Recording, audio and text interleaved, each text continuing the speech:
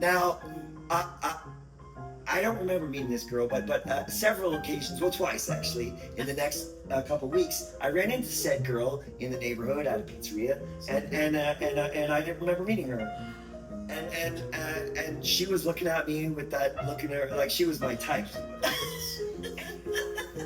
Now, my type is anybody who looks at me with that look in their eyes.